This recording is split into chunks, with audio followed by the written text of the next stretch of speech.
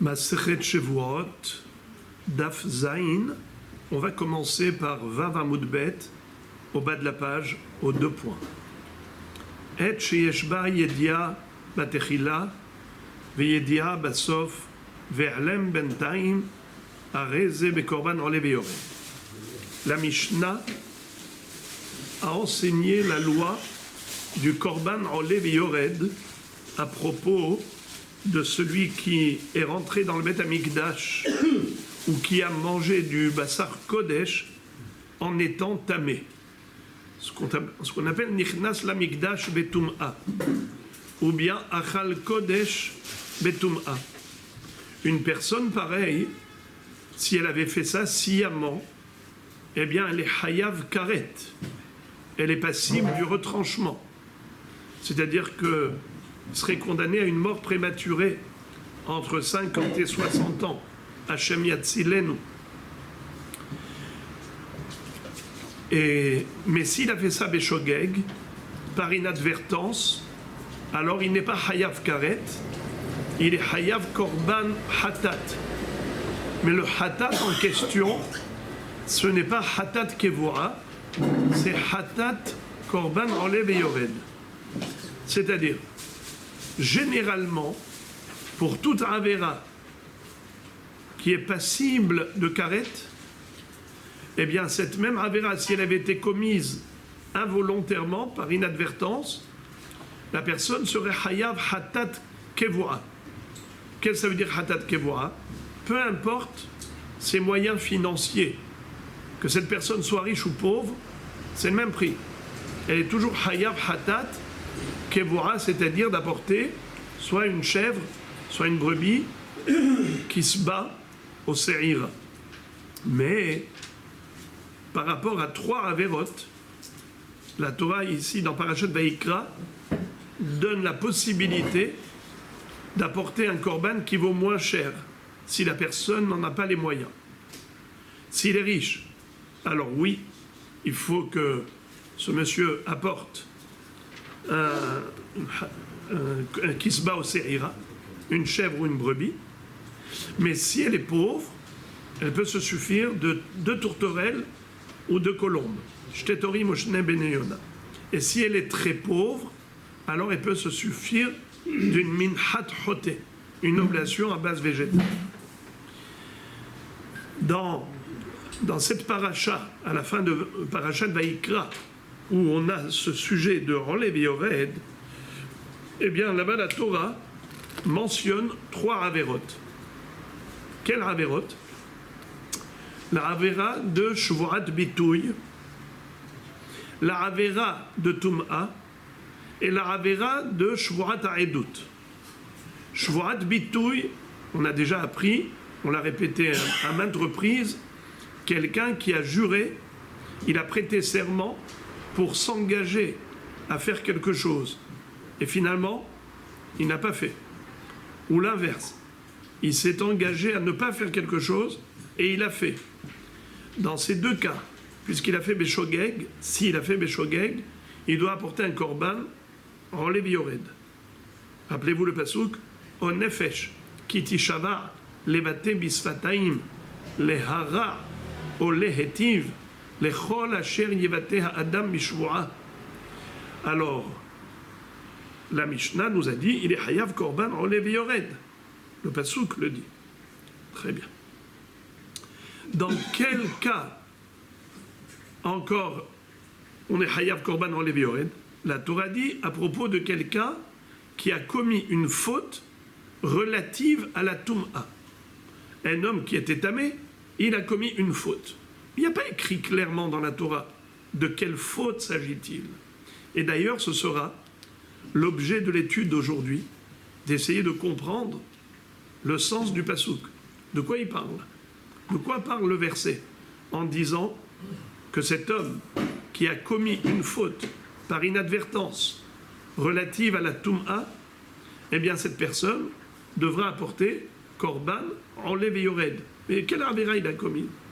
Nous on le sait, on l'a répété 1 milliard de fois. C'est quoi la avera? C'est qu'il était tamé, il est rentré au Beth Amikdash. Il était impur. il a oublié qu'il était impur. Il est rentré au Beth Amikdash, où il a oublié qu'il était impur. Et il a mangé du korban, du kodesh. Ça, on le sait.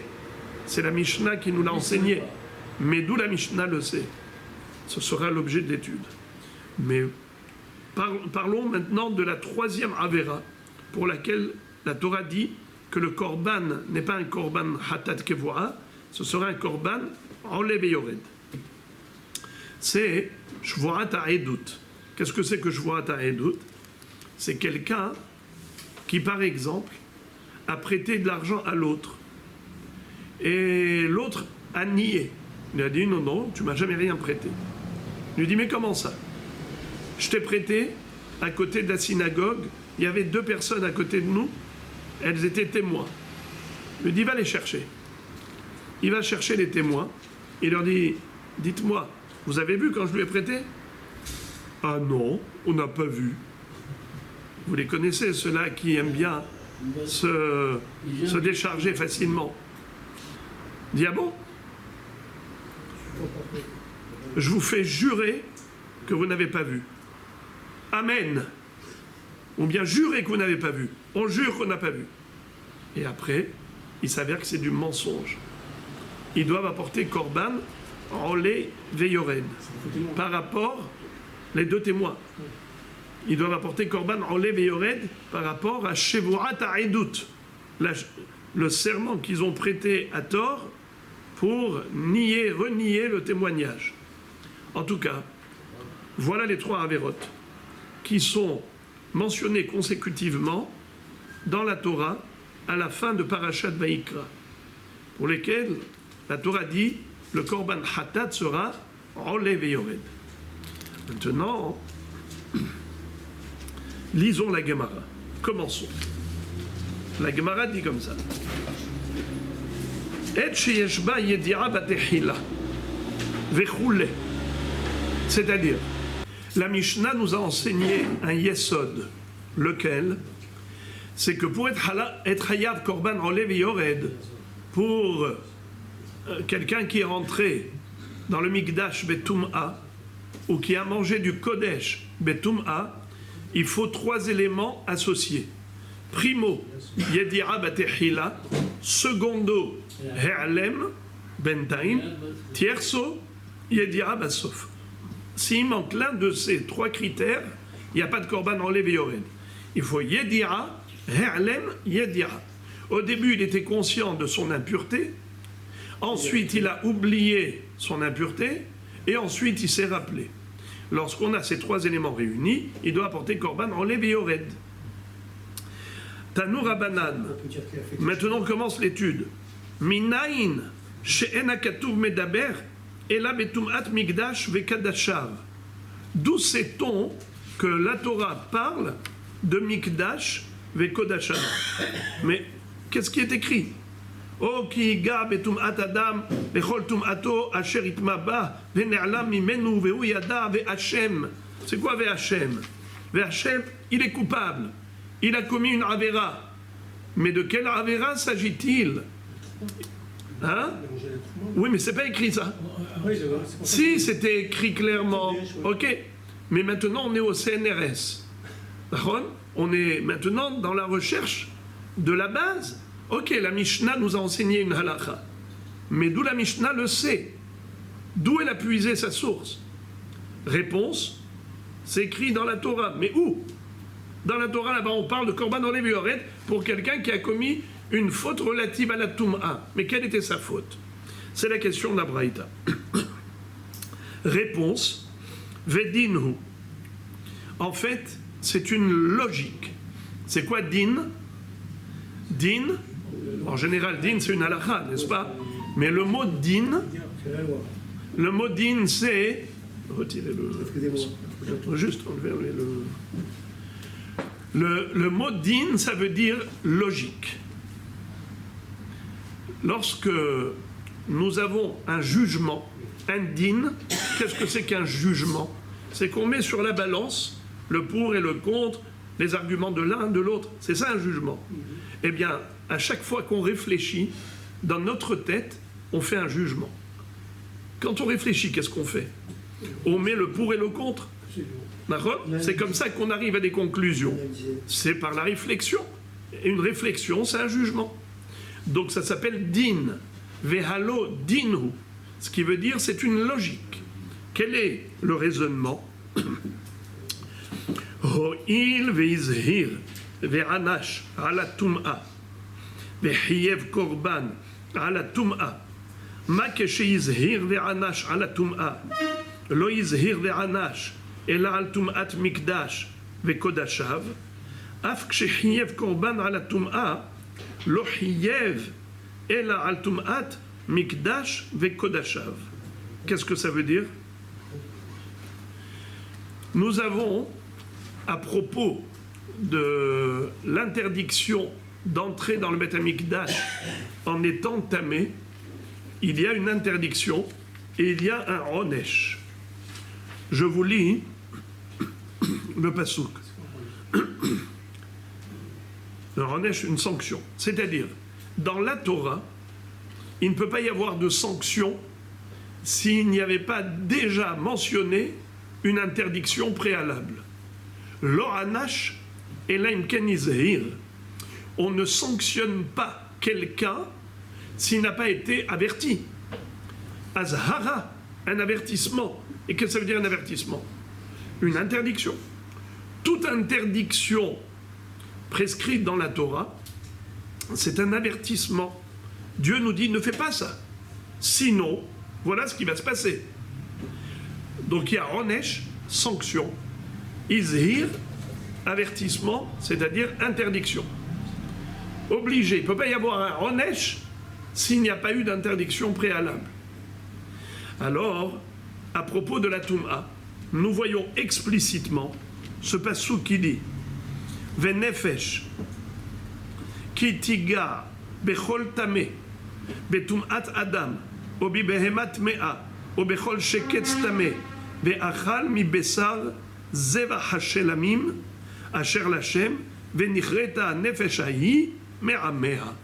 C'est-à-dire, dans Parashat Tzav, la Torah nous dit qu'un homme qui a touché une toum'a, que ce soit une toum'a humaine, il a touché un homme impur, ou une bête impure, behemat mea, ou bechol sheketz tameh, ou n'importe quel reptile impur qui est mort.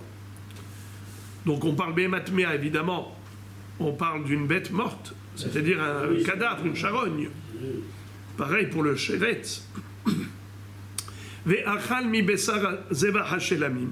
Et ensuite, il a mangé korban shelamim, il a mangé la chair d'un korban shelamim, asher lachem. Ve'nichreta hanefesh ha'i me'amea. Cette âme sera passible de karet, du retranchement. Donc, qu'est-ce que nous voyons ? Que la Toum'a engendre une interdiction de manger de la viande Kodesh. Alors, quand quelqu'un est tamé, il a une interdiction de manger de la viande Kodesh. Et si jamais il en mange de cette viande Kodesh, comme la viande de Shlamim, Shlamim c'est un korban rémunératoire, eh bien, il est Hayav Karet. Donc tu vois que la Toum'a, quand est-ce qu'elle est problématique ? Quand il a mangé du Kodesh. Alors maintenant tu te poses la question. Dans Parashat Vayikra, parce qu'il y a Parashat Vayikra, il y a Parashat Tzav. Parashat Vayikra, tu te poses la question.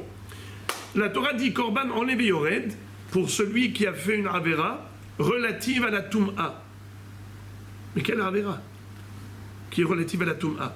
Alors je cherche dans toute la Torah, et après exploration, j'arrive à une conclusion.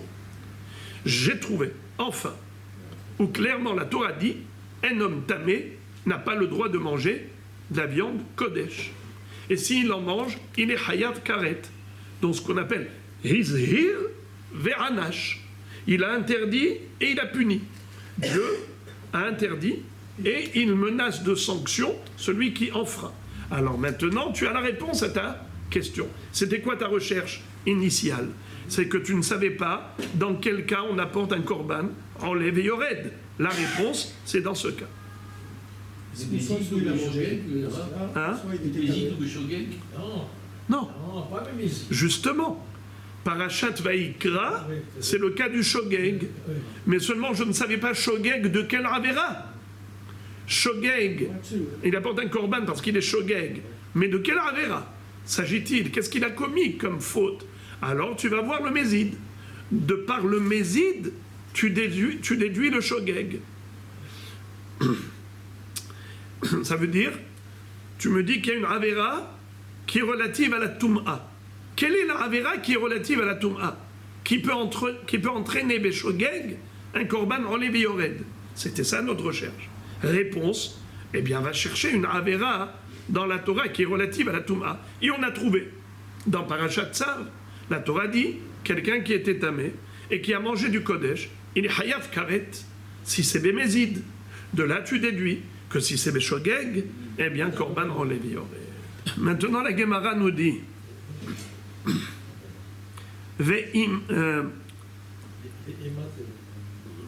je répète, Mak sheizir ve'ana shel hatum'a lo izhir ve'ana shel hatum'at mikdash ve'kodashav av kshechiyev korban al hatum'a lo chiyev ela al tum'at mikdash ve'kodashav. C'est-à-dire que de la même façon que Bémézid, le chiyuv, il n'a lieu que par rapport à Tum'at Mikdash ve'Kodashav, ainsi Beshogeg, Korban en Lévi-Yored, ce n'est que par rapport à une Avera de Tum'at Mikdash ve'Kodashav. C'est quoi Mikdash ve'Kodashav?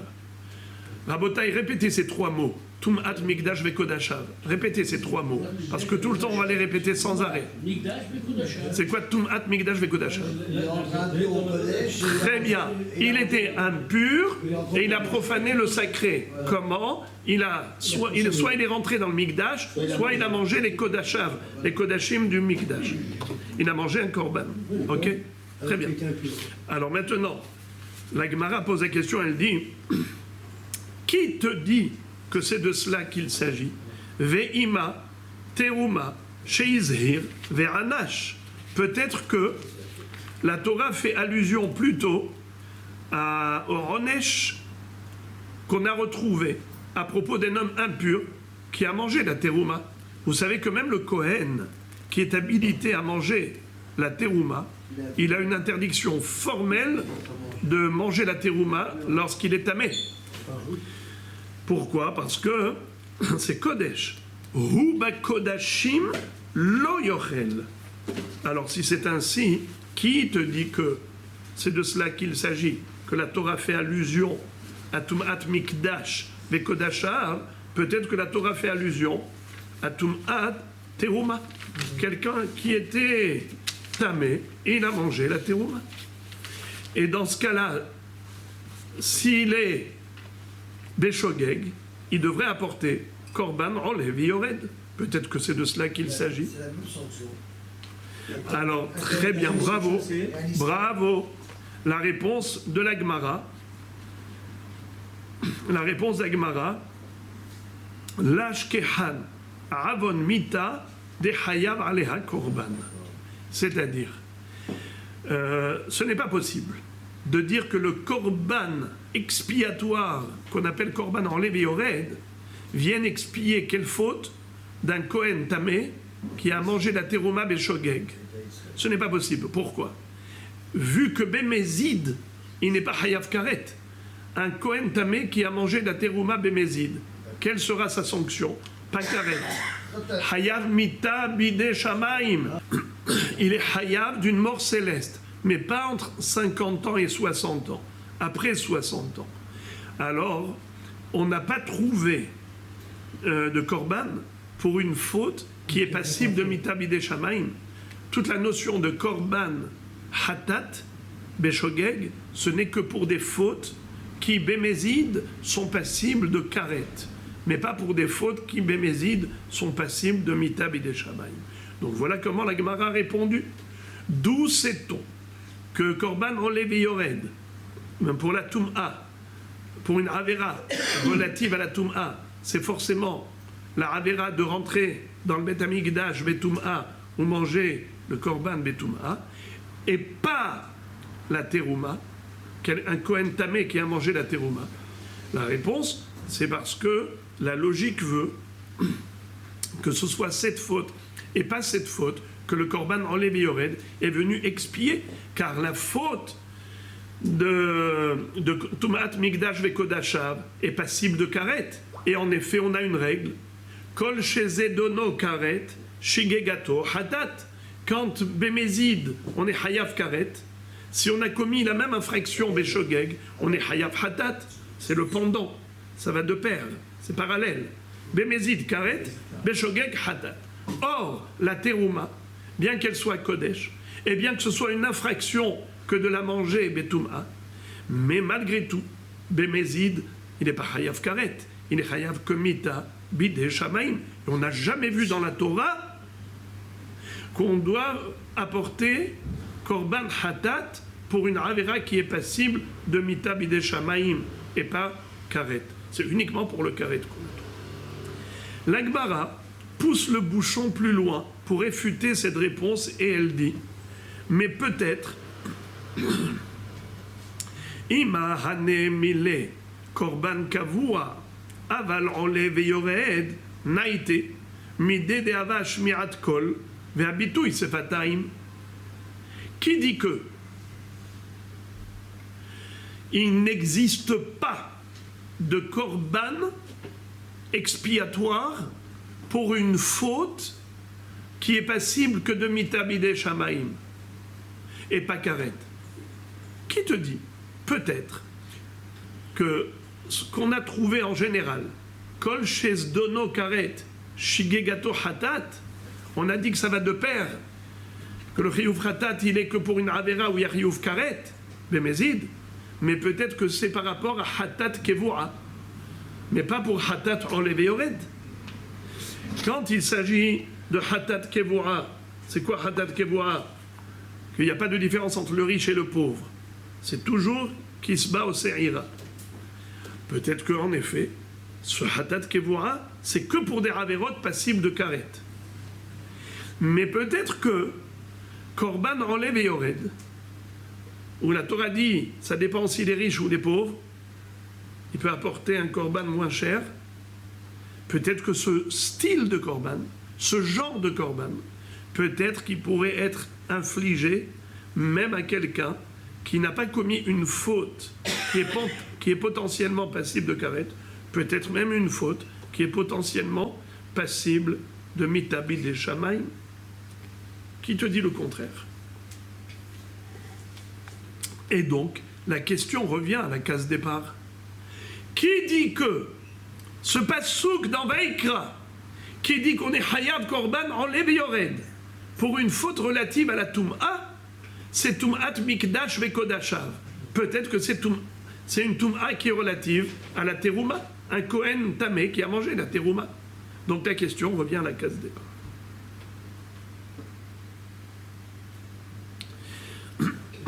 La réponse, Amarkra Bah. Bah, les maroutés, terouma. Qu'est-ce que ça veut dire? Il est écrit dans le pasouk, les choltum ato asher itma bah. À propos de Olé Yored, nous dit Rashi, la Torah dit, les choltum ato asher itma bah. C'est pour dire davka. Davka. Et pour un korban, Migdash Vekodashav, Tumat Migdash Vekodashav, et pas pour la terouma.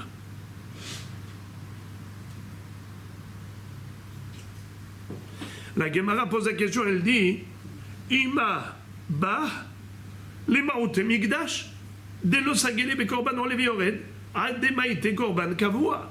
La Gemara dit je veux jouer au bras de fer. Qui te dit que le mot bah qui figure dans Korban Olev Yored, ça vient exclure la terouma par rapport au Korban Olev Yored? Comme quoi un Kohen Tamé qui a mangé la terouma betouma, il n'apporte pas Korban Olev Yored. C'est uniquement pour Kodesh ou Mikdash. Moi, je peux te proposer autre chose. Viens, on va réfléchir. Quelqu'un qui est tamé n'a pas le droit de rentrer au Beth Amikdash. Ouais. Il n'a pas le droit de manger du Kodesh. Il n'a pas le droit de manger de la terouma. Très bien. Par rapport au korban olev et yored, on a fait un choix. On a dit, si c'est Beshogeg, alors il apporte korban olev et yored pour quel avera? Kodesh, il a mangé du Kodesh. Pour quel avera? Mikdash, il est rentré au Beth Amikdash, Betouma. Mais pas pour la avera de terouma. Et pourtant, on a insisté en disant, mais oui, mais pourquoi pas olev et yored? Peut-être que la Torah elle veut condamner un korban olev et yored, un Kohen qui a mangé la terouma Betouma. Qui t'a permis d'exclure ce cas? Tu as dit, non, c'est pas possible. Parce qu'il y a écrit Bah Belo Baterouma. À propos du korban olev et yored. La Torah était restrictive et pas exhaustive. Alors il faut bien retrancher quelque chose, retire quelque chose. À choisir entre les trois, qu'est-ce que tu as choisi? Terouma. Tu l'as exclu du korban olev et yored. Un Kohen tamé qui mange la terouma, il n'apporte pas olev et yored. Uniquement un homme qui est rentré au Mikdash Kodesh. La Gemara dit, s'il y a un choix à faire, je te propose que le bas, qui est une exclusion, peut-être que ça vient exclure le Mikdash.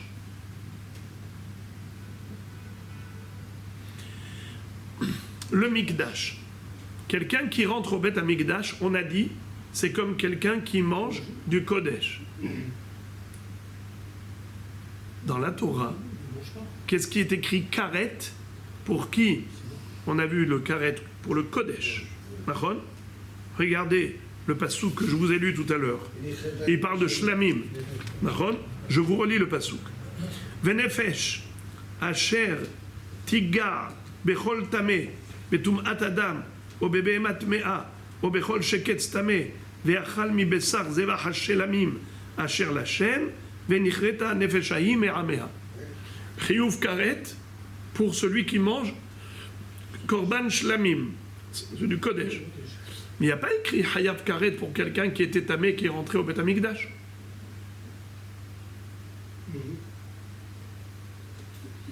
Alors, peut-être que le din de Korban Olev Yored n'existe pas du tout pour Mikdash. Quelqu'un qui est rentré dans le Beth Amikdash, Betouma, peut-être qu'il n'y a pas du tout le din de Korban Olev Yored, puisqu'on n'a pas trouvé de Karet pour lui. Par contre, la terouma, un Kohen qui mange la terouma, quand il est tamé, il est chayav mita bidei shamayim. Et peut-être que pour être mechaper cette faute, quand elle a été commise beshogeg, il faut un korban olev et yored. Qui te dit le contraire? Le mot ba, c'est comme ça que tu m'as exclu la terouma avec le mot ba. Moi, je te propose d'inclure la terouma et d'exclure le Mikdash. Pourquoi tu as fait un choix arbitraire d'exclure la terouma et d'inclure le Mikdash? Mais peut-être le contraire. Peut-être inclure la terouma, puisqu'il y a Mita Bidei Shamayim, et exclure le Mikdash, puisqu'on n'a pas trouvé de karet pour quelqu'un qui rentre dans le Mikdash. Betouma.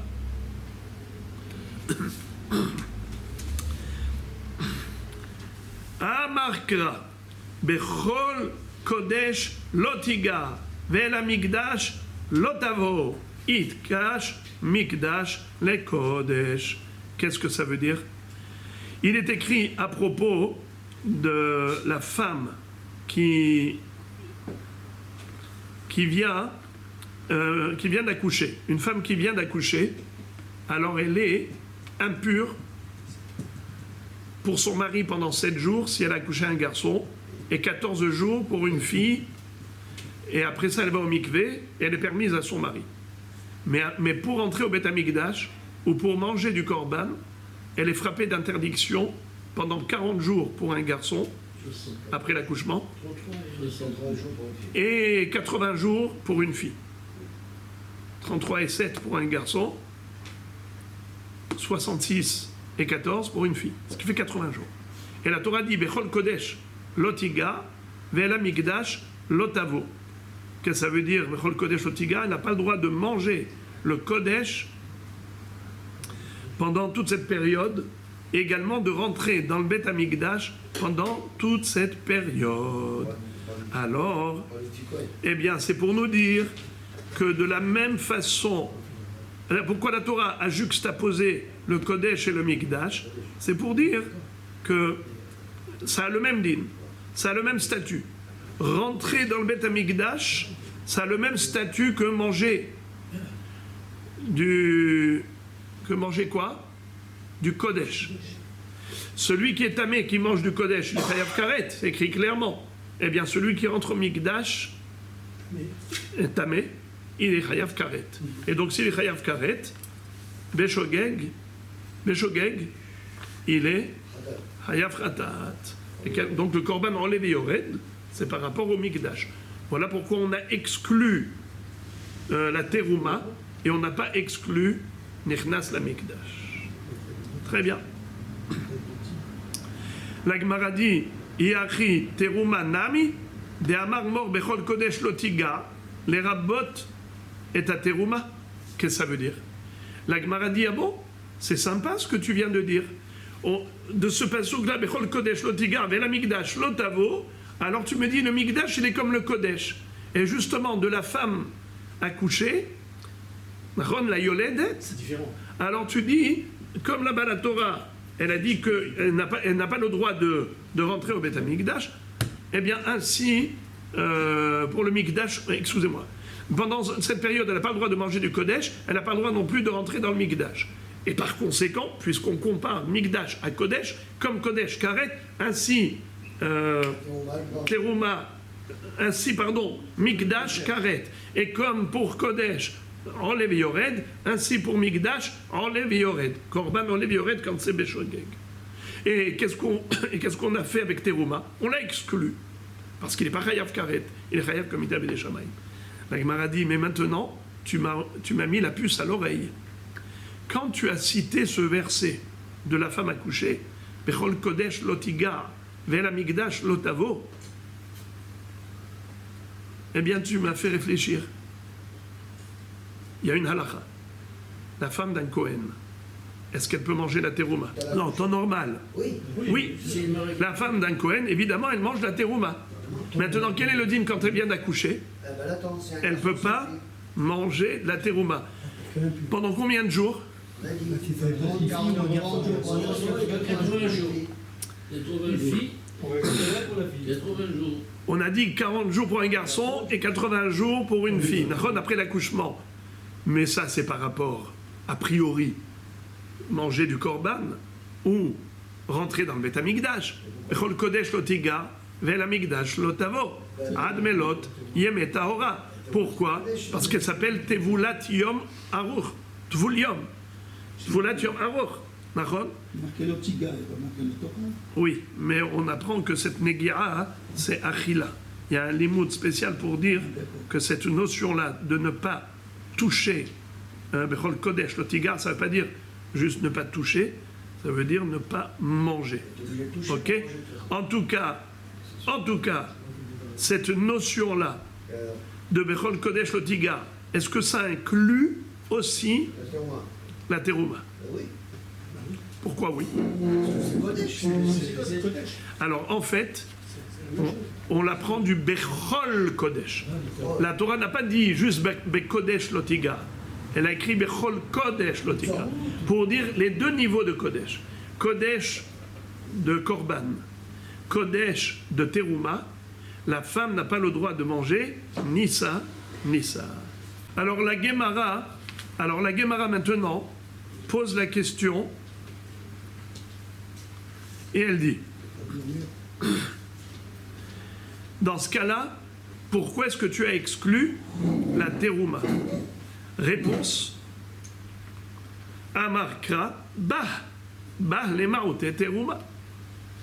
Ta question est bonne, mais j'ai aussi une bonne réponse.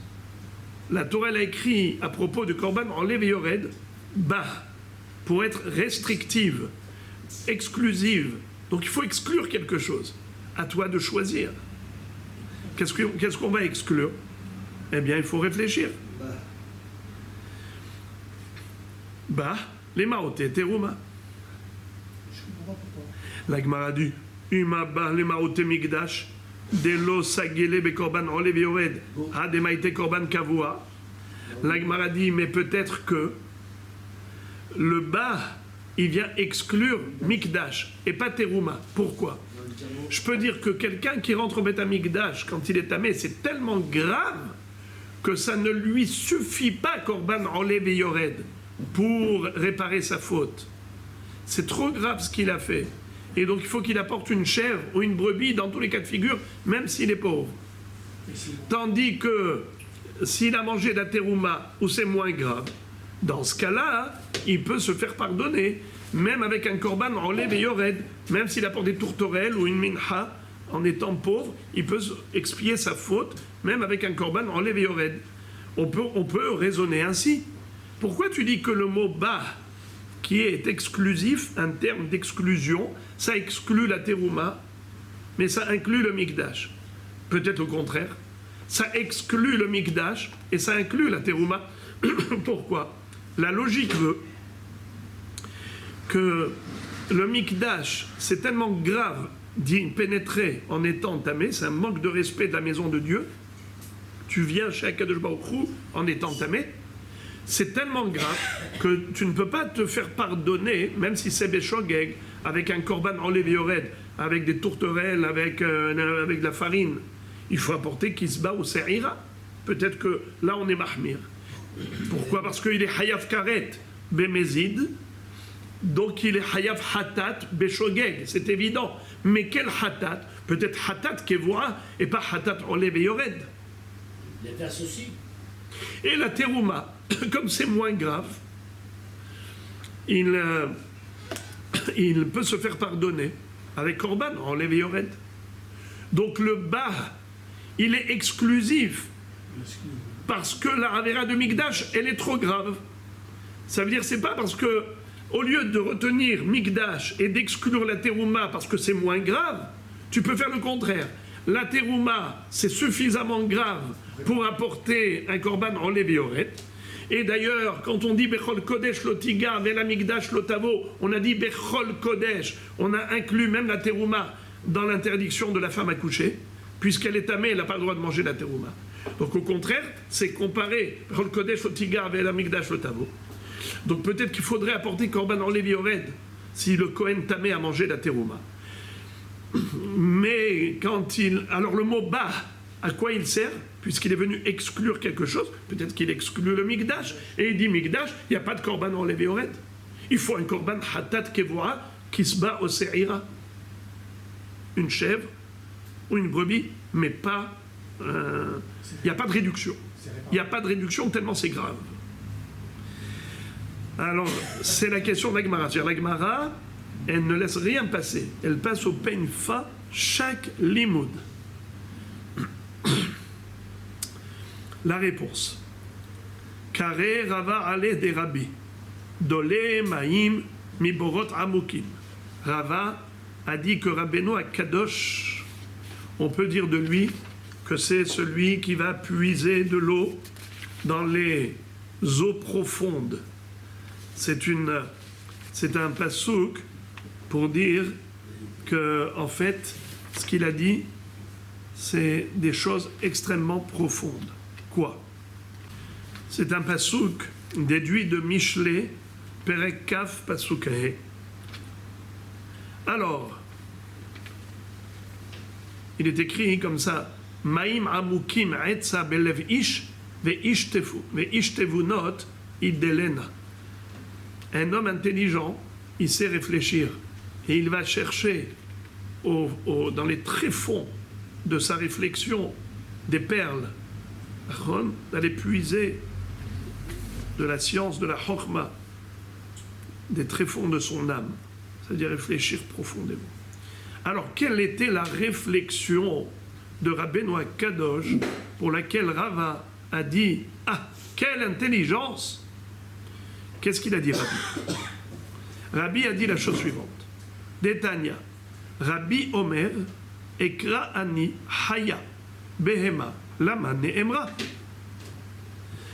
C'est-à-dire, Rabbeinu Akadosh a analysé un pasuk où on nous parle de Korban Rolev et Yored. Qui est Chayav Korban Rolev et Yored? Un homme tamé.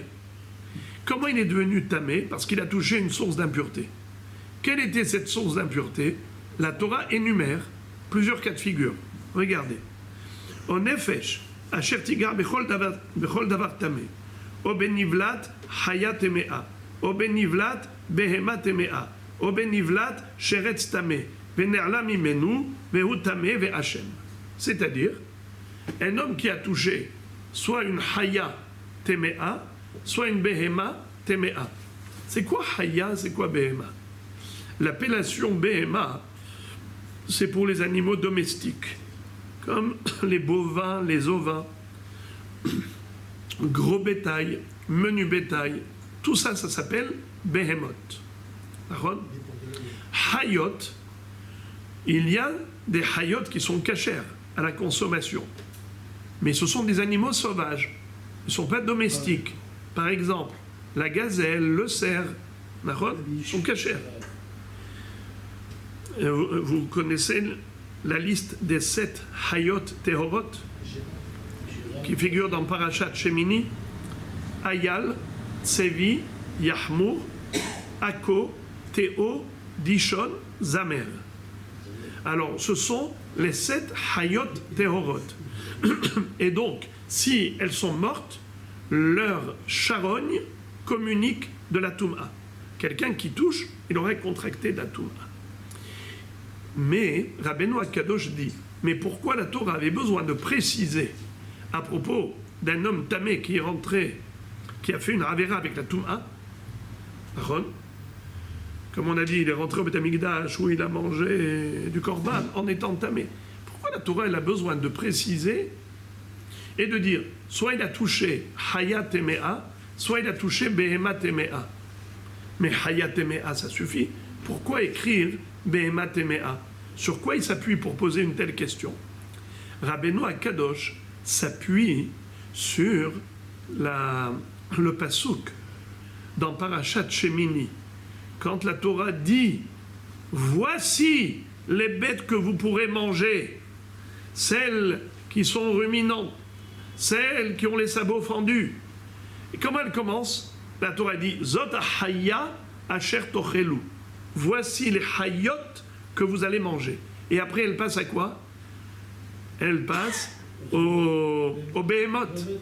Au behemoth. Sabots fendus, ruminants, c'est les behemoth. Alors comment? Tu as commencé par dire haya, au lieu de dire zota behema, tu as dit zota haya. C'est pour dire que haya bichlal behema, behema bichlal haya. C'est pareil.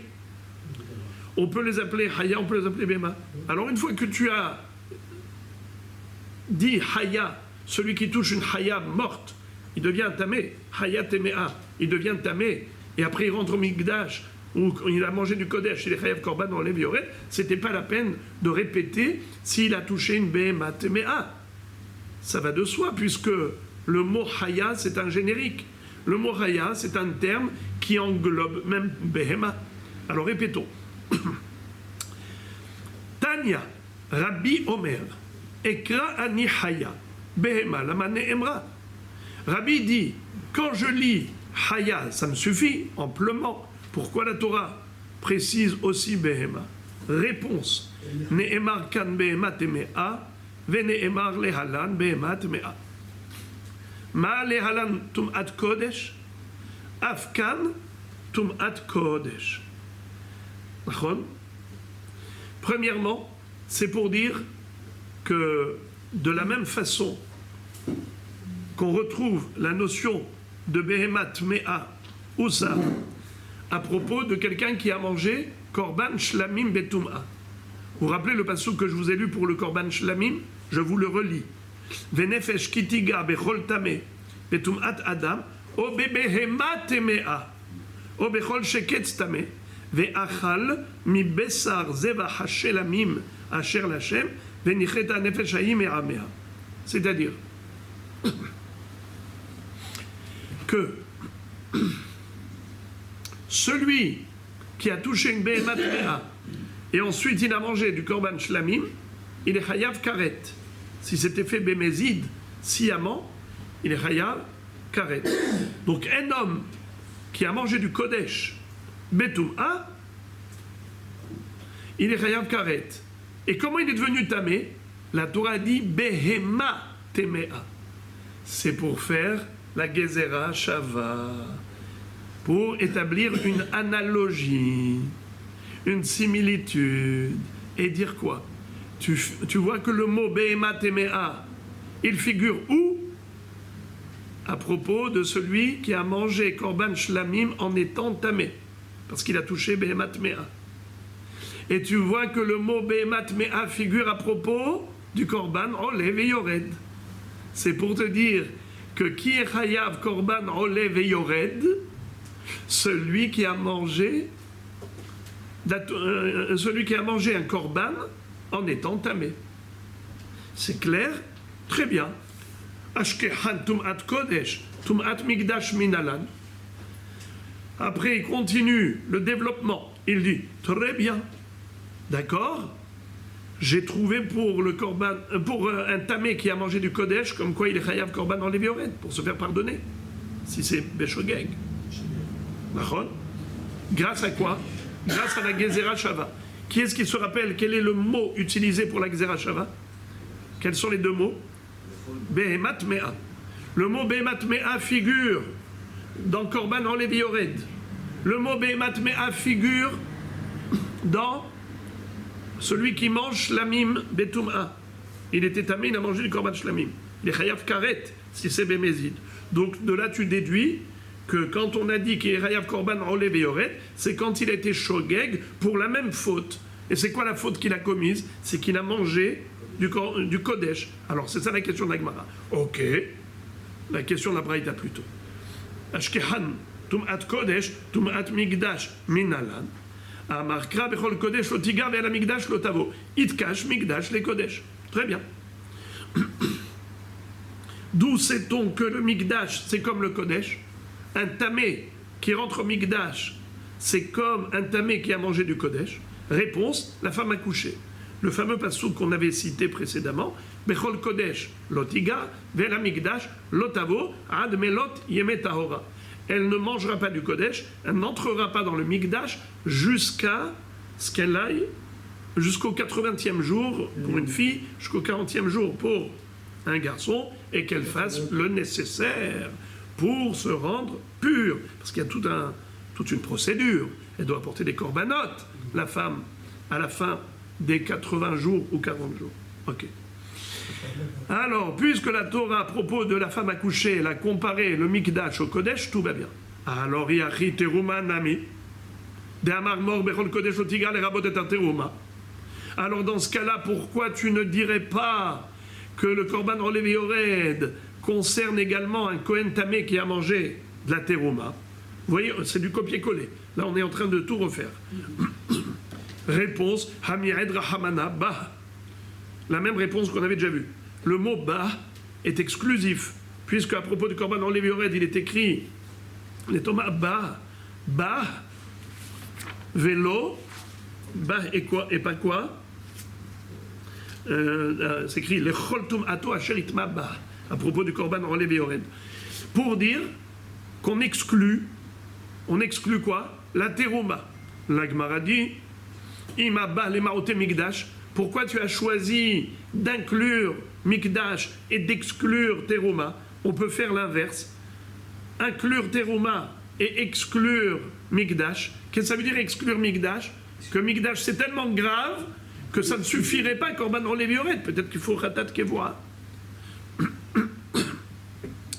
La Gemara dit Mistabra Mikdash lo memaratinan sheken bekaret kemota. C'est-à-dire, c'est pas logique d'exclure le Mikdash. Pourquoi? Parce que Mikdash, il est chayav karet comme le Kodesh, comme Shlamim. Dans les deux, il y a chayav karet. Alors, si ils ont des points communs, donc il doit avoir un statut commun. Tu compares ce qui est comparable. Le Mikdash ressemble plus au Kodesh que ce que la Teruma ressemble au Kodesh. Pourquoi? Car le Mikdash, celui qui rentre Betum'a, il est Hayav Karet. Et la Terouma, celui qui mange quand il est tamé, il n'est pas Hayav Karet, il est Hayav Mitabi de Shamaim. Donc tu compares celui qui est le plus comparable à choisir entre deux, inclure l'un, exclure l'autre. La logique veut que tu compares celui qui est comparable. La Gemara dit Adraba, Terouma le Mamatinan, Sheken Achila Kemota. Qu'est-ce que tu dis? Que tu compares ce qui est comparable. Et donc qui est comparable au Kodesh? C'est le Mikdash. Parce que les deux c'est Hayav Karet, Betum'a. Alors que la Terouma, c'est pas Hayav Karet, c'est que Mitabi de Shamaim. Moi je vais te dire l'inverse. Que la Terouma ressemble plus au Kodesh que le Mikdash. Pourquoi? Car le Kodesh, c'est quoi? C'est les shlamim qu'on mange, le korban qu'on mange. La terouma, c'est quoi? C'est du Kodesh qu'on mange. Alors que le Mikdash, c'est pas comestible. Le Mikdash, c'est pas de la consommation. Le Mikdash, c'est pénétration, c'est rentrer dans le Mikdash. Alors si tu cherches des points communs avec le Kodesh, pourquoi tu as choisi le Mikdash au lieu de choisir la terouma? Parce que tu dis ils ont un point commun. Lequel? Karet, karet. Moi je vais te dire que non. La terouma ressemble plus au Kodesh parce que achila, achila. Le Kodesh c'est manger. Terouma c'est manger du Kodesh. Alors peut-être que justement Korban Olev et Yored c'est pour un tamé qui a mangé de la terouma. Et qui te dit donc qu'il y a Korban Olev et Yored pour le Mikdash? Peut-être que le Mikdash ça ne suffit pas Olev et Yored. Il faut qu'il paye Hatat Kevora. Une chèvre ou une brebis qui se bat au Seira, Hatat Kevora, il n'y a pas de réduction. Question revient à la case départ. Donc en fait, on a fait du copier-coller. Et là, Marava, après tout cela, ça veut dire que maintenant, Rava nous a ramené au point de départ, là, à la case départ. Vous vous rappelez, nous, on est arrivé là dans notre démarche, vous vous rappelez? Alors maintenant, il nous apporte la solution. Après nous avoir mis en relief le problème et nous apporte la solution. Ouais. Et la marava shalosh kretot bishlamim lama ahat lichlal ve'ahat liprat ve'ahat letum'a ketuva batorah stam ve'ni yoder mahi heve omer tum'at kodesh ve'im eno inyan letum'at kodesh denafkale mide rabbi teneu inyan les Tum'at Mikdash. Qu'est-ce que ça veut dire?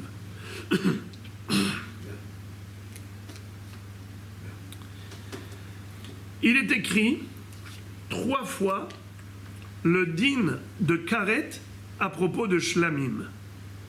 Quelqu'un qui a mangé du Shlamim Betum'a. D'accord? Pourquoi il y a écrit 3 fois dans la Torah? Shalosh kretot bishlamim lama. Rashi, je vous lis le Rashi. Rashi dit comme ça. Ba ochlin betum'a. Ceux qui étaient tamés, qui ont mangé du korban. Alors, ahat be'emor et la kohanim. Il y a un pasouk dans Parashat Emor. Vous savez que dans Parashat Emor, là-bas, on a tous les dinim des kohanim. Kol ish asher ikrav mikol zarachem et la kodashim lo yochel. Et la kodashim lo ikrav. Ve'amrinan bizvachim dea ikrav achilahu. ומהו יקרב בראוי להקרבה שהוקדש בכלי. ושתיים בצו את הארון. והנפש אשר תאכל מבשר זבח השלמים, בסמיך לה, והנפש אשר תיגע, והנפש כתיגע בכל טמא. ובתרוויו כתיב ונכרת. Qu'est-ce que ça veut dire? Rashi explique très joliment ce que nous dit Rava ici. Que nous avons 3 psukim pour nous indiquer karet à propos de quelqu'un qui mange les korbanot. Un qui parle de Kodesh, Kodashim en général, et un autre qui parle de Shlamim. Et encore une fois Shlamim. Et qu'est-ce qu'on apprend de là? Regardez comment c'est beau. Au début, quand on parle de Kodashim, on aurait pu imaginer qu'on est Hayav Karet pour quelqu'un qui mange n'importe quel Kodashim. Exemple. celui qui mange un korban shlamim, ou il mange un korban hatat, ou il mange un korban hacham, alors qu'il était tamé, il est chayav karet, ça fait partie des kodashim, c'est clair. Rabotai, quel est le din si quelqu'un a pris un coq? D'accord? On a le droit de manger un coq? Un poulet? Oui, une poule? Très bien. Est-ce qu'on peut sacrifier au Beth Amikdash une poule? Non. Oui ou non? Répondez par oui ou par non. Non. Un coq, je peux le sacrifier au Beth Amikdash? Non. Oui, bien sûr. Non. Jamais de la vie. Jamais. Uniquement de tourterelles, uniquement tourterelles ou colombes. C'est tout. Il n'y a pas d'autres volailles. Dans le cadre d'un sacrifice. Je parle, et bien ça que je vous demande. Est-ce qu'on peut sacrifier au Beth Amikdash, dans le cadre du culte sacrificiel, une poule ou un coq? Non? Très bien. Maintenant, quel est le din si un homme a dit « je consacre au Beth Amikdash un coq Il va le vendre et ou il une va- poule ?» Qu'est-ce qu'on va faire? On prend l'argent et on Alors, qu'est-ce qu'on va faire? Très bien. Avec l'argent, On va l'apporter au Gizbar. Le Gizbar du Beth Amikdash, qu'est-ce qu'il va en faire? Il va aller au marché et il va dire qui est-ce qui va acheter ce coq, cette poule? Et c'est comme ça qu'il va prendre l'argent et il va reverser dans le trésor du Beth Amikdash. Et la poule sera désacralisée. Le coq sera désacralisé. Maintenant, Rabotai, comment ça s'appelle cette Kedusha? Une bête qui est sacrifiable, une bête qui n'est pas sacrifiable, mais qui a quand même une sainteté qui est relative à sa valeur monétaire. Comment ça s'appelle? La parole de l'homme. comment? La blessing de l'homme. Alors, en fait, bravo. Alors, il y a Kodshe Mizbeach et Kodshe Bedek Abayit. Kodshe Mizbeach, ce sont les bêtes sacrifiables. Comme Olah, Hatat, Hacham et Shlamim. Mais celui qui offre, par exemple, une table, une chaise au Beth Amikdash, c'est Bedek Abayit. C'est pour reverser au trésor du Beth Amikdash pour la restauration et l'entretien du Beth Amikdash. Très bien. Quel est le din maintenant de cet homme-là, imaginons, qui n'a pas racheté le coq ou la poule. Ils l'ont pas vendu. Le Gizbar l'a pas vendu. Quelqu'un qui est venu et qui a pris ce coq qui était kadosh avant que le Gizbar le vende, il lui a fait la shrita, il l'a mangé. Est-ce que ce monsieur est Hayav Karet, oui ou non? Non, mais il donnait l'argent. Non, mais il n'est pas vendu, il n'a pas été vendu. D'accord, il a profané le sacré, mais est-ce qu'il sera Hayav? Et d'abord, c'était Breta. Non, parce qu'il y a... Bien sûr qu'il a profané le sacré. Il a fait Merila. Il y avait des derniers. C'est sûr qu'il a profané, mais est-ce qu'il est Hayav Karet? Est-ce qu'il savait que le Il n'est pas Hayav Karet. Ça ne change rien. Moi, je vous pose la question. Ce monsieur-là, il a fait cette Avera. S'il avait fait la même Avera avec un Korban, est-ce qu'il est Hayav Karet Bemezid? Oui. Est-ce qu'il est Hayav Korban Ole Beyored Beshogeg? Oui. Question, est-ce que ce serait la même chose avec Kodshe Bedek Abayit? Non, parce que c'est pas sacrifiable. Eh bien, regardez bien. Au début, il est écrit Kodashim. Quand on dit Kodashim, mashma, toutes sortes de Kodesh, aussi bien Kodshe Bedek Abayit comme Kodshe Mizbeach. C'est ce qu'on aurait pu croire. C'est pour cela que la Torah écrit Shlamim. Pourquoi la Torah elle a écrit Shlamim? Une fois elle a écrit Kodashim et ailleurs elle a écrit Shlamim. Pourquoi faire? C'est pour te dire Davar shehaya bichlal veyatsa minaklal lo lelamed al atzmo bilvad yatsa ela lelamed al klal kulo yatsa. Ça vous le dites tous les matins avant la prière, n'est-ce pas? Regardez. Il est écrit, par exemple, à propos de Shabbat. L'ota'ase kol melacha. C'est quoi une melacha qui est interdite de Shabbat? 39 travaux qu'on déduit du Mishkan. D'accord? Maintenant, je vous pose la question. Est-ce que vous connaissez une melacha qui a été mentionnée clairement dans la Torah? À part la melacha de Hotza'a. Bravo! Lo tevaharu esh bechol moshvotechem beyom ha-Shabbat. N'allume pas le feu Shabbat. Pourquoi on avait besoin de l'écrire indépendamment. Pourquoi l'écrire séparément? Non, C'est inclus dans les 39 travaux. Alors, Bémet, il y a une mahloquette entre les Tanaïm. Il y a un Tana qui dit qu'on a écrit séparément pour dire qu'on n'a pas besoin de transgresser les 39 travaux en même temps pour être Hayav Karet. Même une seule Melacha, ça suffit. De la même façon que allumer le feu, c'est une Melacha individuelle.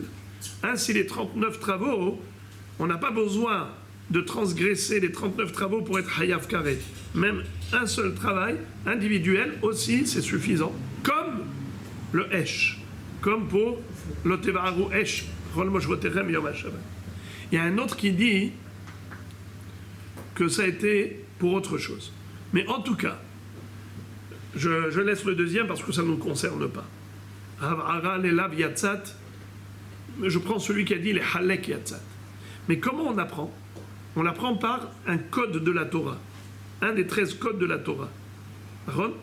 Rabbi Ishmael Omer, midot, la Torah nidreshet. L'un des codes, Davar she'aya bichlal, ויצא מן הכלל, לא ללמד על עצמו יצא, אלא ללמד על הכלל כולו יצא. Une chose qui faisait partie du globe, et ensuite a été mentionnée séparément, on l'a sorti du globe, c'est pas que pour lui, c'est pour enseigner pour tout le globe. À savoir, le globe c'était 39 travaux. On a fait sortir le Esh, l'interdiction d'allumer le feu, on l'a mis séparément. Pourtant il était déjà dans le globe, c'est pour dire, de la même façon que pour le Esh, on est Hayav pour une Melacha individuelle, ainsi pour tout le globe, les 39 travaux, chaque Melacha est traité individuellement. D'accord? Ça, c'est juste pour vous illustrer ce code de la Torah.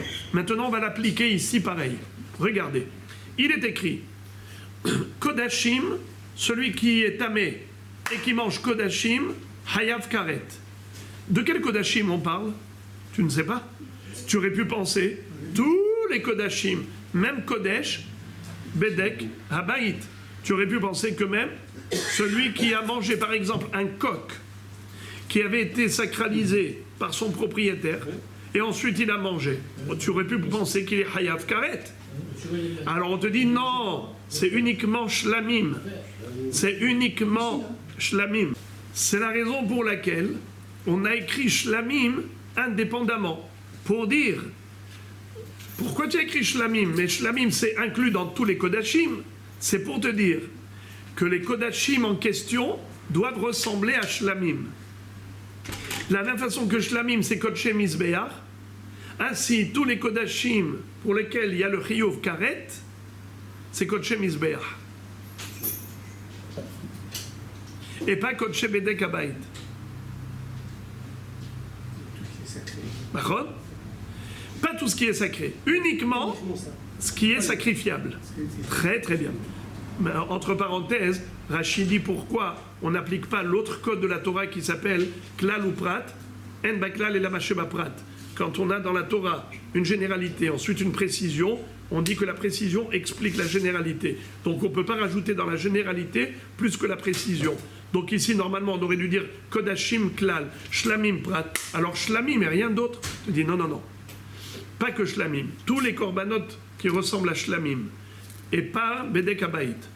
Pourquoi on apprend comme ça? Il dit parce qu'ils sont Merohakin Zenizé. Là, c'est dans Parashat Emor, et l'autre, c'est dans Parashat Tzav. Donc on ne peut pas dire que c'est Klal ou Prat. C'est plutôt dans le sens de l'autre code de la Torah. D'abord, Shaya Bichlal Biyatza Minaklal, lo lelamed al atzmo bilvad yatza, et la lelamed al klal kulo yatza. Bon, en tout cas, maintenant, on a déjà deux interprétations. Troisième, à quoi cela sert? Ve'ahat, ahat liklal, ahat liprat, ve'ahat letum'a ktuva b'Torah stam ve'ini yodea ma'i, et ve'omer tum'at kodesh. Par exemple, quand tu arrives au korban olev yored, et tu ne sais pas de quoi on parle, on te dit, le bonhomme il est hayav korban olev yored à cause de la tum'a. Mais quelle faute il a commise? Alors on te dit, c'est cela, c'est qu'il a mangé du kodesh. Alors maintenant tu peux poser la question, ah bon, je n'ai pas besoin qu'on écrive une troisième fois pour m'enseigner que korban olev yored, c'est que sur Kodesh. Mais ça, on le sait de par l'enseignement de Rabbi. Rabbi, qu'est-ce qu'il dit? Rabbi Omer, Ekra ni Haya, Behema lama nemra, Nemar kan behemat mea, Venemar lealan behemat mea, Malealan tum'at Kodesh, Afkan tum'at Kodesh. Lui, Rabbi, il avait appris par la Xera Shava. Le mot behemat mea figure dans les deux thèmes, dans le thème de Shlamim et dans le thème de Korban Olev Yored, pour faire une similitude. Alors pourquoi tu as besoin de la troisième fois pour te dire que Korban Olev Yored, c'est pour quelqu'un qui a mangé Kodesh Betum'a? Mais c'est évident puisqu'on l'a déjà appris par la Xera Shava. Alors pourquoi la Torah l'a écrit une troisième fois?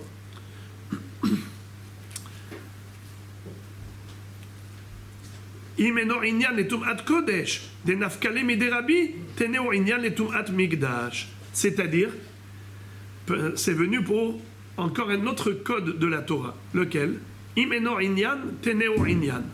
lorsque la Torah a écrit quelque chose inutilement, ce n'est pas inutile. C'est pour inclure encore un détail. C'est pour te dire, tu dois inclure avec le Kodesh le Mikdash, que Korban Olev et Yored, on est chayav, pas seulement pour avoir mangé du Kodesh, mais pour avoir pénétré le Mikdash. La Gemara dit, mais pourtant la troisième fois à quoi il sert?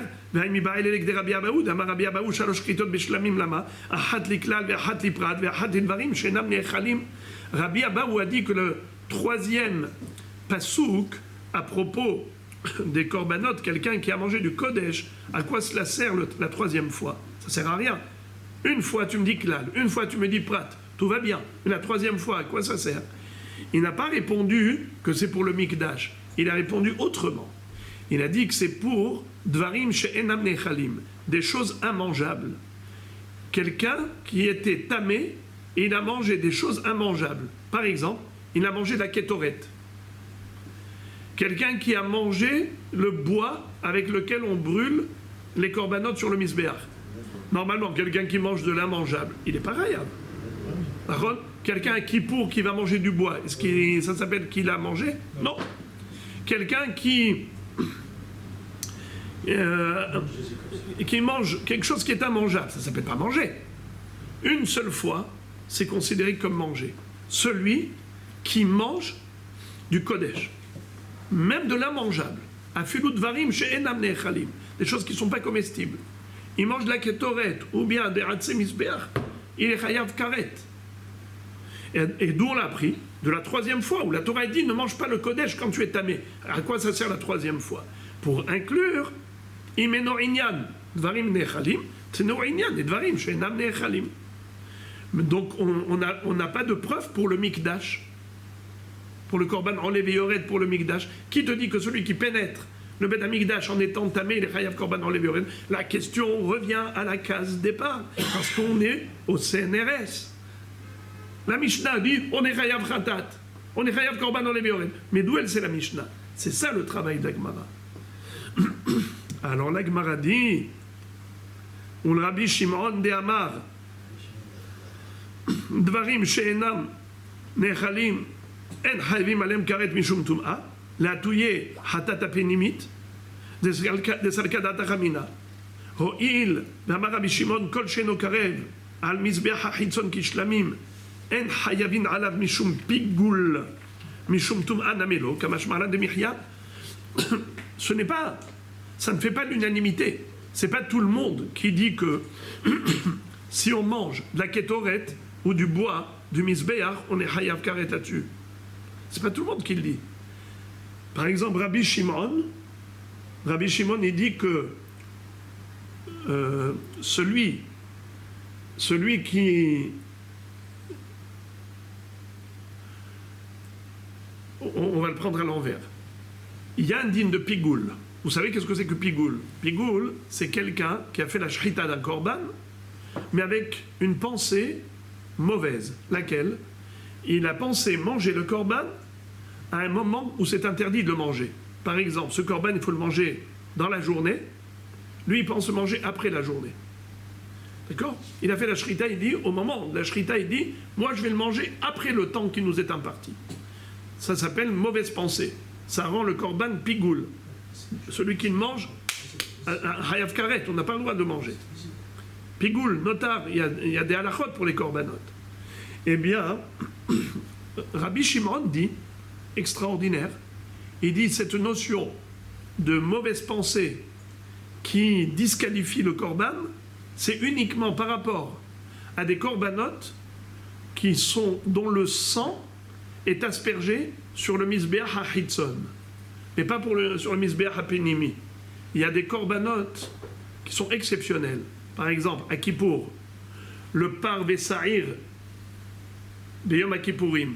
Où est-ce qu'on va asperger le sang? À l'intérieur du Echal, dans le Kodesh HaKodashim même, devant la parochette, sur le Misbeach HaZahav, le petit hôtel de Ketoret. Il y a là-bas 8 aspersions à l'intérieur du Kodesh HaKodashim, près du Aron HaKodesh. 8 aspersions en face de la parochette, du rideau. Et ensuite, 11 aspersions sur le Misbeach HaZahav. 4 sur les 4 cranotes et 7 sur Tahoro Shel Misbeach. Donc on a 11 et 16. D'accord? On a 27 aspersions à l'intérieur. Ça, c'est des korbanot qu'on appelle hataot apnimiot. Pnimiot, bifnim, à l'intérieur du echal. Mais en général, toutes les hataot, elles sont hitzoniot, comme tous les korbanot. Ola, shlamim, hacham, hatat. Le sang, il est aspergé où? Sur le misbeach hachitzon, le grand misbeach.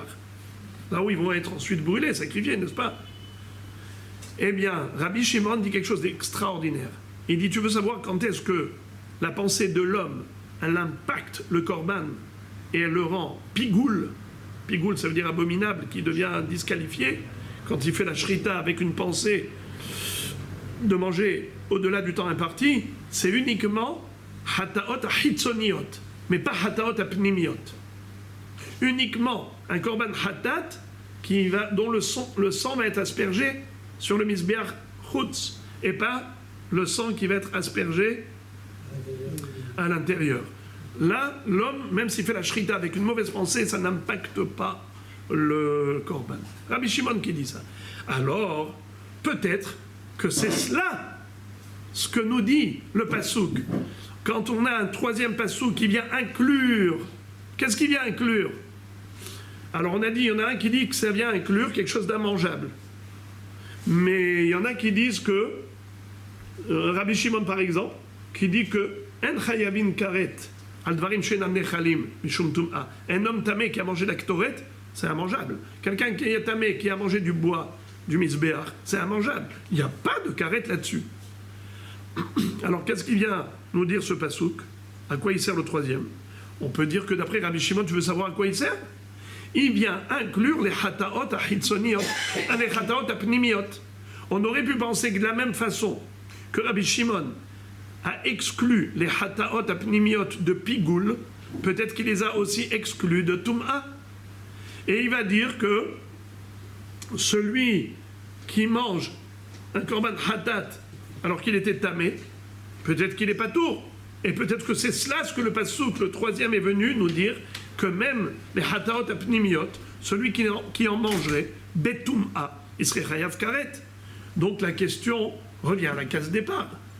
D'où tu sais que le troisième pasouk, il vient faire allusion au mikdash, parce qu'il ne sert pas au kodesh. Donc forcément, s'il est inutile, il fait allusion à autre chose, au mikdash.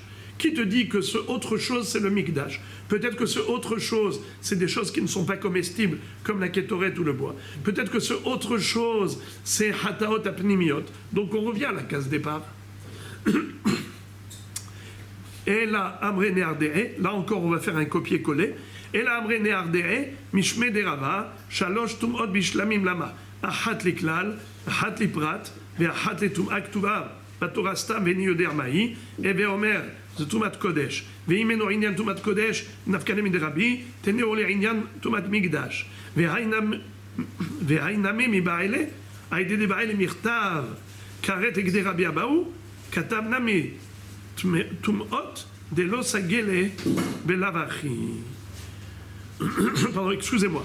La Gemara dit, la question revient donc d'où le sait-on, et elle a fait un copier-coller. אם אינו עניין לטומאת קודש, נפקא נמי דרבית, נאו עניין מקדש. והאינמי מבעלה, הידי דבעלי מכתב כרת לכדי רבי אבאו, כתב נמי טומאות דלא סגי לבלב הכי. C'est-à-dire, la question de la Gemara dit que ne me dis pas que c'est inutile, puisque Rabbi Abahu nous a dit qu'il ne peut pas y avoir de chiyuv, de ronesh, de sanction, s'il n'y a pas écrit clairement l'interdiction. Donc ça a été écrit également les tum'ot pour nous enseigner les interdictions. C'est pour ça qu'on a 3 fois ces tum'ot. Et là, Marava, Atia tum'ato, tum'ato, ktivacha lechol tum'ato, ou ktivatam tami ihye, tum'ato bo, malehalan tum'at mikdash, afkan tum'at mikdash. C'est-à-dire que finalement, Rava nous dit que d'où la Mishnah savait qu'il y a un digne de Korban en Lévi Yored pour quelqu'un qui est rentré dans le Bet Amikdash Betum'a, c'était notre recherche depuis le début, eh bien il a fini par dire que c'est une Gzera Shava. Car on retrouve le mot Tum'ato à propos du Korban en Lévi Yored, comme il est écrit Lechol Tum'ato. Et à propos de la Para Adouma, dans Parashat Hukat, il est écrit que celui qui est rentré dans le Mikdash en étant tamé, il est Hayav Karet, comment c'est écrit, Kol hanogea bemet velo ithata et mishkan Hashem timé tamé ihye od tum'ato bo. Là-bas dans Parashat Hukat, on nous dit que celui qui était tamé et qui est rentré dans le Bet Amikdash Betum'a, après avoir touché un mort, et comment la Torah s'exprime, Rod Tum'ato bo. Donc Tum'ato bo, pour quelqu'un qui a touché un mort, et ensuite il est rentré dans le Bet Amikdash, comme c'est écrit clairement dans la Torah, et Mishkan Hashem Timmé, il est rentré dans le Mikdash. Alors comme là-bas on parle de Tum'at Mikdash, là aussi on parle de Tum'at Mikdash. Alors la dernière question, c'est le mot Ba, à quoi il sert, puisque la Torah écrit Ba Lamali, les Rabot Nivlat Of Tahor. C'est-à-dire que c'est pas possible de dire que Ba c'est pour exclure la Terouma, vu que on n'a pas besoin de ce Ba pour exclure la Terouma, puisqu'on apprend par la Gzera Shava qu'on parle forcément de Tum'at Kodesh ou Mikdash, donc on ne parle pas de Terouma. Alors on n'a pas besoin d'écrire Ba pour exclure la Terouma. Alors à quoi il sert le mot Ba? Les Rabot Nivlat Of Tahor. C'est pour inclure dans le din de Rolevi Yored, on est venu inclure le cas de Nivlat Of Tahor. Qu'est-ce que c'est que Nivlat Of Tahor? Vous savez que quelqu'un en général qui touche une source d'impureté, il devient tamé. Dès qu'il touche avec la main, il devient tamé. Il touche avec son corps, il devient tamé. Mais il y a une Toum'a qui est étrange. Elle ne transite pas par le contact, elle passe par la consommation. Par exemple, Rof Tahor, un poulet, par exemple un poulet, qui n'a pas été shrité convenablement. Il a été shrité avec un couteau qui n'était pas cachère. D'accord? Ou bien tout simplement, on l'a tué avec une balle. Et maintenant, quelqu'un le mange. Est-ce qu'il devient tamé en le touchant? Non. C'est pas comme une nevela d'une behemat mea ou hayat mea. Si on touche un rof qui est mort, il n'y a pas de touma. La charogne d'un rof, il n'y a pas de touma. Mais la touma, elle peut arriver que s'il mange cette nevela. Nivlat, rof, tahor. La charogne d'un poulet, la charogne d'une volaille cachère. On ne parle pas d'une volaille non cachère. Par exemple, s'il va manger une cigogne ou de l'aigle, un aigle par exemple, il va manger une bête, un hibou, il va manger un rof impur, il n'y a pas ça. Mais s'il mange un rof tahor, qui n'a pas été shrité convenablement, et qui est nevela, quand il arrive au gosier, eh bien à ce moment-là, il devient tamé. Cette toum'a, elle passe par le Bet Ablira. Alors, quel est le din? Si un homme est devenu tamé par Nivlat of Tahor, et ensuite il est rentré dans le Beth Amikdash, est-ce qu'il est Hayav Korban enlevé Yored? Ou bien il a mangé un Korban, il a mangé du Kodesh après, est-ce qu'il est Hayav Korban enlevé Yored? Sa Toum'a, elle ne provenait pas d'un contact. Comme c'est écrit, il a touché, il a touché, il a touché. N'est-ce pas? Quand vous regardez le Passouk, tout ce que la Torah a énuméré, c'est que du contact. On ne voit pas de la Toum'a qui est contractée par la consommation. Transmission par le gosier. Eh bien, c'est ça le chidouche. Bah, le mot bah, c'est pour dire même cette Toum'a, qui le rend tamé, elle le rend passible de Korban Olev Yored. La Gemara dit, ah bon? Bah, ça inclut, mais généralement le mot bah, ça exclut. Bah, ça et pas autre chose. C'est restrictif. C'est pas inclusif. Au contraire, c'est exclusif. Le mot bah, velo acher. Et là, tu me dis, non, même, comment tu peux inclure par un mot qui est exclusif? Il ne peut pas y avoir d'inclusion par une exclusion. Alors là, ce sera le sommet de la pyramide. Si vous avez mal à la tête, là maintenant, vous allez prendre un Doliprane.